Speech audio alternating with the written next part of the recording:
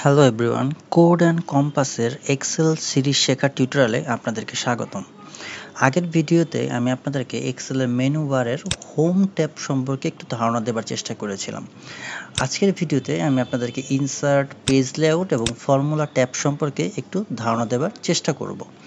প্রথমে আমরা page layout এই ট্যাবটা সম্পর্কে একটু জানার চেষ্টা করি। এই ট্যাবটা মূলত ব্যবহার করা হয় যখন আমরা কোনো কিছু প্রিন্ট করতে চাই, সেই ক্ষেত্রে এটা সচরাচর ব্যবহার করা হয়ে থাকে। আমরা আজকে একটা ডেটা সেট নিয়েছি, যেটা হচ্ছে একটা শহরের ক্রাইম রেট নিয়ে, যেমন কত তারিখে কী বারে ভিকটিমের বয়স বা অফেন্ডারের বয়স কোথায় হচ্ছে বা কেন হচ্ছে, এইসব নিয়ে একটা ডেটা সেট দেওয়া আছে। বাট এই ডেটা সেটটাকে যদি আমরা প্রিন্ট করতে চাই, দেখুন এখানে আমরা প্রিন্ট প্রিভিউতে ক্লিক করতে পারি বা কিবোর্ড থেকে Ctrl+P যদি প্রেস করি, দেখুন এভাবে এটা প্রিন্ট হবে। আমরা এটাকে চাইলে আমরা নিজেদের মতো করে একটু কাস্টমাইজ করতে পারি, যেন প্রিন্ট একটু সুন্দর লাগে। যেমন আমরা মার্জিন থেকে আমরা মার্জিনটা কাস্টম মার্জিন করতে পারি, লেফটে কতটুকু, রাইটে কতটুকু। আমরা এটা ল্যান্ডস্কেপ মোডে আছে, আপনারা চাইলে পোর্ট্রেট করতে পারেন, পেপার সাইজটা ঠিক করতে পারেন, প্রিন্ট এরিয়া কতটুকু প্রিন্ট করবেন সেটা সেট করতে পারেন। এটি আমি এখানে একটু দেখার চেষ্টা করছি। যেমন ধরুন আমরা চাচ্ছি এখান থেকে, আচ্ছা আমি আপনাকে আরেকবার দেখাচ্ছি। আমাদের এখানে কিন্তু যখন প্রিন্ট করতে যাচ্ছি, দেখুন নাম্বার অফ অফেন্ডার্স ওভার 18 এর উপরে বা নিচে কারা আছে, অফেন্ডারের বয়সটা এখানে আছে। বাট আমরা চাচ্ছি এখান থেকে অফেন্স পর্যন্ত প্রিন্ট করতে, বাট আমাদের প্রথম 30টা রো হলেই হচ্ছে। আমরা যদি এটাকে সিলেক্ট করে এখন যদি সেট প্রিন্ট এরিয়া দিই, এখন শুধু এতটুকু প্রিন্ট হবে। আমরা যদি প্রিন্ট প্রিভিউতে ক্লিক করি, দেখুন এতটুকুই 30টা সেলই আছে, বাট এদিকে আমাদের জায়গা হচ্ছে না বিধায় এখানে পুরোটা দেখাচ্ছে না। এটার জন্য আমরা কি করব, সবার নিচে ডান দিকে পেজ ব্রেক প্রিভিউ এখানে ক্লিক করব। এখান থেকে দেখুন এখানে আমাদের স্কেল আছে 100%। আমরা এটাকে একটু ট্র্যাক করে এখানে নিয়ে আসব। ব্যাস, এটা এখন পেজ 1 হয়ে গেল এবং বাকি সব ডাটা কিন্তু এখন আর আমাদের প্রিন্ট এরিয়ার মধ্যে নেই, শুধু এতটুকুই প্রিন্ট হবে। আমরা যদি এখন প্রিন্ট প্রিভিউ দিই, দেখুন অফেন্স পর্যন্ত চলে এসেছে। এখন আমাদের মনে হলো না আমাদের আরও কিছু ডেটা অ্যাড করা দরকার, সেই ক্ষেত্রে আমরা চাইলে যে এখান থেকে আমরা ইচ্ছা মতো ডাটাটা বাড়িয়ে নিচ্ছি, দিয়ে এখানে যে আবার দিচ্ছি অ্যাড টু প্রিন্ট এরিয়া। ব্যাস, এখন যদি আমরা প্রিন্ট প্রিভিউ দিই, দেখুন এখন কিন্তু 3 পেজের মধ্যে প্রিন্ট হচ্ছে, শুধু যতটুকু আমরা অ্যাড করেছি ততটুকুই। কিন্তু এখানে দেখুন একটা সমস্যা আমরা ফেস করছি। প্রথম পেজটার মধ্যে কিন্তু একটা হেডার দেওয়া আছে, আমরা ইজিলি বুঝতে পারছি কোন ডেটাটা কোন কলামের আন্ডারে পড়েছে, কিন্তু সেকেন্ড পেজে কিন্তু এটা বোঝা যাচ্ছে না। সেটার জন্য আমরা একটা কাজ করতে পারি, আমরা এখান থেকে সিলেক্ট করব প্রিন্ট টাইটেল। প্রিন্ট টাইটেল এখানে ক্লিক করছি, এখানে যে রোজ টু রিপিট অ্যাট টপ, আমরা এই সেলটাকে সিলেক্ট করছি, এখান থেকে আমরা ফার্স্ট রোটা সিলেক্ট করে দিচ্ছি, দিয়ে ওকে। এখন যখন আমরা প্রিন্ট প্রিভিউ বাটনটা প্রেস করছি, দেখুন প্রতিটা পেজেই কিন্তু আমাদের এখানে হেডার দেখাচ্ছে। এখন আমরা খুব সহজে বুঝতে পারছি কোন ডেটাটা কোন হেডারের আন্ডারে পড়েছে। এটা গেল আমাদের প্রিন্ট টাইটেলটা। এছাড়া কালার ফন্ট বা কিছু চেঞ্জ করতে চান, যেমন ধরুন আমরা যখন এখানে হোম ট্যাব থেকে বিভিন্ন রকম কালার কম্বিনেশন দেখছি, আপনারা এখান থেকে চাইলে কালার কম্বিনেশনটা চেঞ্জ করতে পারেন বা আপনার ডিফল্ট ফন্ট যেটা আছে সেটা এখান থেকে চেঞ্জ করতে পারেন। আর আরেকটা জিনিস বলছি, যদি আপনার মনে হয় না আপনার এই পেজ প্রিন্ট এরিয়াটা আপনি এখন ক্যান্সেল করতে চাচ্ছেন, আপনি শুধু আবার এখানে যে ক্লিয়ার প্রিন্ট এরিয়া দিয়ে দিবেন, আর এখান থেকে আপনি আবার নর্মাল মধ্যে চলে আসতে পারেন। আর এখান থেকে অবশ্যই এটা 100% করে দিবেন। করে দিচ্ছি, দেন নর্মাল মোডে চলে এসেছি। ব্যাস, এটা হয়ে গেল আমাদের পেজ লেআউট সম্পর্কে বেসিক একটু ধারণা। এখন আমরা ইনসার্ট ট্যাবটা সম্পর্কে একটু জানার চেষ্টা করি। ইনসার্ট ট্যাবের মধ্যে প্রথম যে দুটো অপশন আছে, এটা নিয়ে আমরা ভবিষ্যতে একটা ভিডিও তৈরি করব।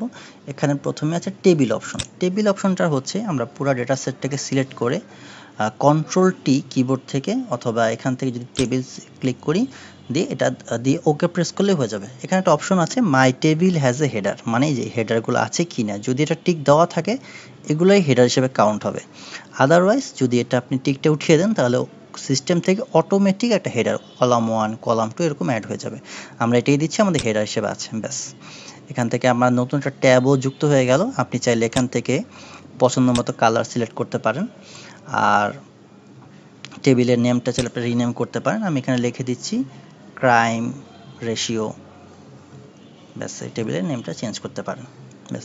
এই টেবিল করার সুবিধা হচ্ছে যখন আমরা কোনো ফর্মুলা ব্যবহার করব তখন হচ্ছে টেবিলটাকে সিলেক্ট করে দিলে সে অটোমেটিক রেঞ্জ নিয়ে নেবে। বাট যদি টেবিল সিলেক্ট করা না থাকে তখন দেখা যায় কি আমাদেরকে সেল রেঞ্জটা ম্যানুয়ালি কমাতে বা বাড়াতে হয়। এই হলো টেবিলের ব্যবহার। আর এছাড়াও টেবিলের ব্যবহার নিয়ে আমরা ভবিষ্যতে আরও বিস্তারিত জানবো আমাদের পরবর্তী ভিডিওতে। আর আপনার যদি মনে হয় না আমি এটাকে টেবিল রাখতে চাচ্ছি না, আমরা পুরাটাকে সিলেক্ট করে এই টেবিল ডিজাইনের এই ট্যাব থেকে কনভার্ট টু রেঞ্জ যেখানে ক্লিক করছি দিয়ে নর্মাল রেঞ্জে যেতে চাচ্ছি কিনা আমরা ইয়েস প্রেস করলে ব্যাস এটা আবার নর্মাল রেঞ্জ হয়ে গেল। এখন এটা টেবিলের মধ্যে নেই। আর ইনসার্ট ট্যাবের পরবর্তী যে অপশনগুলো আছে এগুলো হচ্ছে ইলাস্ট্রেশন। এখান থেকে আপনি চাইলে আপনার কোনো পিকচার যদি অ্যাড করতে চান, কোনো সেলের মধ্যে চাইলে এটা বা যদি যে কোনো জায়গায় নিতে চান এখান থেকে পিকচার অ্যাড করতে পারেন। এখান থেকে পছন্দ মতো বিভিন্ন শেপ অ্যাড করতে পারেন বা বিভিন্ন রকম আইকন আপনার পছন্দ মতো এখান থেকে ইনসার্ট করতে পারেন। এখানে বিভিন্ন রকমের আইকন আছে, আপনার পছন্দ মতো এখান থেকে নিতে পারেন। আর এখান থেকে চার্টেরও বিভিন্ন অপশন আছে। আমরা আগের ভিডিওতে একটা ইনকাম স্টেটমেন্ট তৈরি করে দেখিয়েছিলাম, সেখানে একটা চার্টের ব্যবহার দেখিয়েছিলাম। এখানেও আমরা একটা বেসিক একটা চার্ট তৈরি করছি, যেমন কোন ইয়ারে আমার কত রেভিনিউ দিয়ে আমরা শুধু এখান থেকে ক্লিক করলাম। দেখুন এখান থেকে কিন্তু খুব সহজে আপনি যে কোনো চার্ট এখান থেকে অ্যাড করতে পারেন।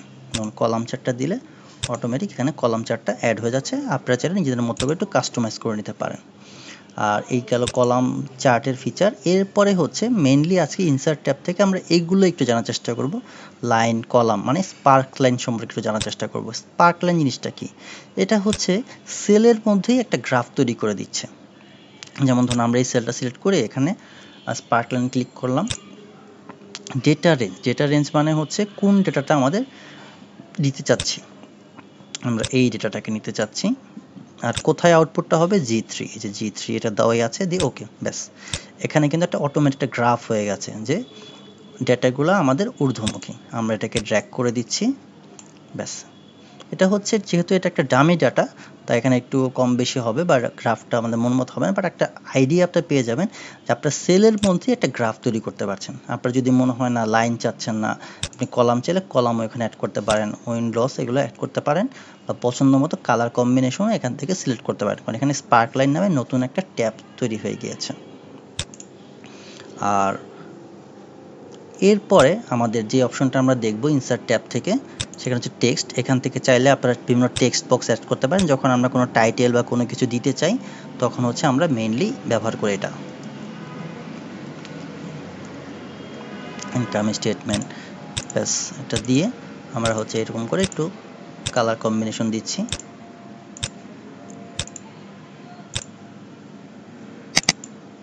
এরকম একটা টেক্সট বক্স আপনারা চাইলে এখান থেকে অ্যাড করতে পারেন। এর পাশাপাশি আপনারা হচ্ছে এখান থেকে বিভিন্ন ওয়ার্ড আর বিভিন্ন ফন্টের ডিজাইন চেঞ্জ করতে পারেন। আর সবথেকে গুরুত্বপূর্ণ একটা বিষয় হচ্ছে আমরা যেমন এখানে একটা ইনকাম স্টেটমেন্ট দেখিয়েছি, অনেক সময় আমাদের প্রয়োজন পড়ে যে ফাইলের সাথে একটা রেফারেন্স ফাইল অ্যাড করে দেওয়ার জন্য। যেমন আমি এখানে একটা ডামি হিসেবে মনে করুন আমরা যে ক্রাইম ডেটাটা আছে সেটাকে দেখাচ্ছি যে ইনকাম স্টেটমেন্ট, সেটা একটা সাপোর্টিং ফাইল, সেটা যেন এখানে অ্যাটাচ করে দেব। এটার জন্য আমরা এখানে সিলেক্ট করে টেক্সট থেকে যাব অবজেক্ট, এখান থেকে ক্রিয়েট ফ্রম ফাইল ব্রাউজ করে নিয়ে আসছি। ক্রাইম রেশিওর যে ডেটাটা আছে এটা দেখিয়ে দিচ্ছি, দিয়ে এখান থেকে link to file display as icon দিয়ে ওকে প্রেস করে দিচ্ছি, ব্যাস। এটা কিন্তু আমাদের একটা সাপোর্টিং ফাইল বা রেফারেন্স হিসেবে আমরা এখানে অ্যাড করতে পারি। আমরা যে কোনো ফাইলই এক্সেলে এভাবে অ্যাড করতে পারি এইভাবে। এর পাশাপাশি ইনসার্ট থেকে আমরা আরেকটা গুরুত্বপূর্ণ ফিচার হচ্ছে সিম্বল। আমাদের অনেক সময় দেখা যায় যে বিভিন্ন রকমের আইকনের মতো বা বিভিন্ন অ্যারো চিহ্ন বা সিম্বল অ্যাড করতে হয়। আমরা সিম্বল থেকে পছন্দ মতো সিম্বল এখান থেকে আমরা অ্যাড করে নিতে পারবো। আপনারা চাইলে এখান থেকে ফন্ট অনুযায়ী সিম্বলগুলো চেঞ্জ হবে, আমার প্রয়োজন মতো সিম্বল এখান থেকে অ্যাড করতে পারি। আর আরেকটা গুরুত্বপূর্ণ বিষয় হচ্ছে ইকুয়েশন অ্যাড করা। ইকুয়েশন বলতে আমরা যখন স্কুল কলেজের প্রশ্ন তৈরি করতে হয়, যেটা সবচেয়ে বেশি ব্যবহার করা হয় প্রশ্ন তৈরি করার ক্ষেত্রে, আমরা ইকুয়েশনে ক্লিক করে যে কোনো একটা ইকুয়েশন ক্লিক করব, ব্যাস একটা ইকুয়েশন একটা ট্যাব তৈরি হয়ে গেল। আপনারা আপনাদের পছন্দ মতো যে কোনো ইকুয়েশন সিলেক্ট করে সেই মতো করে এখানে ইনসার্ট করতে পারেন। আর যদি মনে হয় আপনার কাঙ্ক্ষিত ইকুয়েশনটা এখানে পাচ্ছেন না, সেই ক্ষেত্রে আপনারা চাইলে নিজের মতো করে লিখতেও পারেন। যেমন ধরুন আমরা এখান থেকে ইনসার্টে যাচ্ছি, সিম্বল থেকে ইকুয়েশন দিয়ে ইঙ্ক ইকুয়েশন, ব্যাস এখানে একটা পপ আপ একটা উইন্ডো আসছে। এখানে আমরা যেমন লিখে দিচ্ছি এ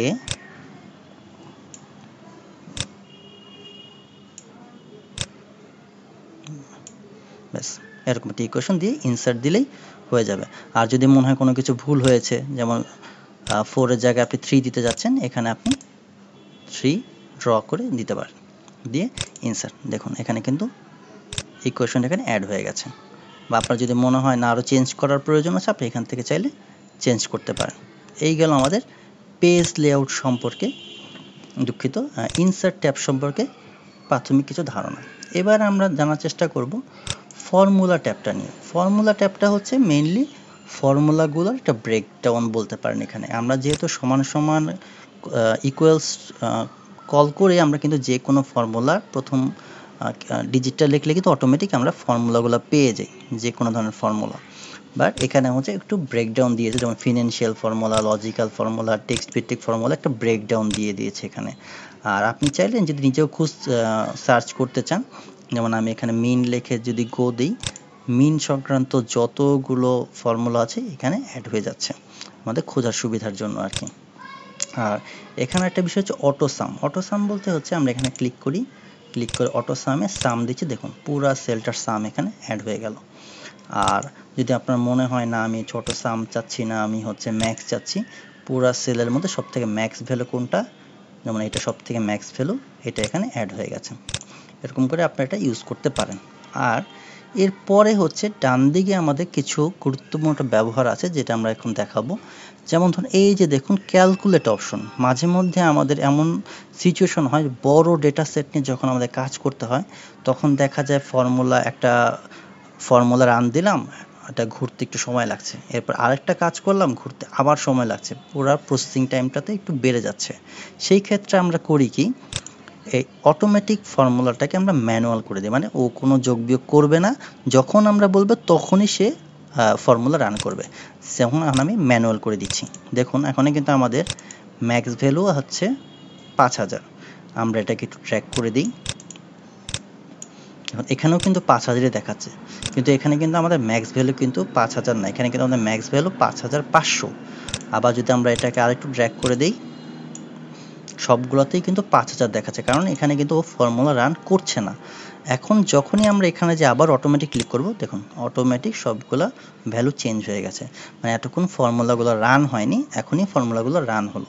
এটা খুবই গুরুত্বপূর্ণ একটা সেটিংস বা ব্যবহার, এটা আপনারা ব্যবহার করতে পারেন। অনেকে হয়তো ব্যাপারটা সম্পর্কে জানে না, এখান থেকে আপনারা এটা ইউজ করতে পারেন। এটা গেল আমাদের এই অপশনটা। এরপরে হচ্ছে এটাকে আমরা ক্যান্সেল করে দিচ্ছি। এখন আমরা একটা জিনিস দেখব, যেটা হচ্ছে যেমন ধরুন এই যে লাস্টের নেট ইনকাম, এটা সত্য C10 থেকে C11 মাইনাস করার কারণে এই রেজাল্টটা এসেছে। এখন আমরা হয়তো জানতে চাচ্ছি যে এই ভ্যালুটা কোন কোন সেলের সাথে রিলেটেড। আমরা এই যে ট্রেস প্রেসেন্টেড এখানে ক্লিক করব, দেখিয়ে দেবে এই দুইটা ভ্যালুর কারণে এইখানে এই ভ্যালুটা এসেছে। আমরা এটা রিমুভ করতে পারি। আর যদি পরের যে অপশনটা, যেমন এইটা, এই সেলটা সাথে কোন সেলটা ইম্প্যাক্ট করেছে, আমরা যদি এটাতে ক্লিক করি, ও দেখাবে এই সেলটার জন্য শুধু এই সেলটা ইম্প্যাক্ট করেছে। আবার এটা ক্যান্সেল করে দিতে পারি, মানে এটা দিয়ে আমরা দেখতে পারি কোন সেলের ভ্যালু চেঞ্জের কারণে অন্য জায়গায় কি হয়েছে, এবং কোন সেলটা কোন সেলের ভ্যালুর সাথে রিলেটেড, আমরা এখান থেকে এগুলো দেখতে পারি। আর এছাড়া হচ্ছে যেমন ধরুন আমরা যদি শো ফর্মুলাতে ক্লিক করি, আমরা দেখতে পারি এই ফর্মুলাটা কিভাবে হয়েছে। ক্লিক করলাম, দেখুন এখানে কিন্তু দেখাচ্ছে কিসের সাথে কি যোগ বিয়োগ করে এখানে এটা হয়েছে, এগুলো আমরা এখান থেকে দেখতে পারি। এটা আমরা কিবোর্ডেও কন্ট্রোল প্লাস স্কেপের নিচে যেই বাটনটা আছে ব্যাক টিক্সের, এটা ক্লিক করলে হবে, এই যে কন্ট্রোল প্লাস, এটা দিলে আবার শো ফর্মুলা হবে, আবার এটা দিলে ওটা চলেও যাচ্ছে। এই হচ্ছে ফর্মুলা ট্যাবের প্রাথমিক কিছু ধারণা। বাকিগুলো আপনারা ব্যবহার করতে করতে পর্যায়ক্রমে বাকিগুলো শিখে যাবেন, যেমন নেম ম্যানেজার বা ডিফাইন নেম, এগুলো আপনারা পর্যায়ক্রমে আস্তে আস্তে শিখে যাবেন। আশা করছি আজকের এই ভিডিওটা দেখার পরে আপনাদের এক্সেলের বেসিক সম্পর্কে আরেকটু ধারণা বৃদ্ধি পেয়েছে এবং পর্যায়ক্রমে আমি অন্যান্য ট্যাব এবং অন্যান্য বিষয় নিয়ে আস্তে আস্তে ভিডিওগুলো দেখব, যেটা দেখলে আপনারা আস্তে আস্তে এক্সেলের বিগিনার থেকে অ্যাডভান্স লেভেলের দিকে এগিয়ে যেতে থাকবেন। আশা করছি ভিডিওটা আপনাদের ভালো লাগবে। যদি ভিডিওটা ভালো লাগে অবশ্যই ভিডিওটাকে লাইক করবেন এবং চ্যানেলটাকে সাবস্ক্রাইব করে আমাদের পাশে থাকুন। ধন্যবাদ, ভালো থাকবেন।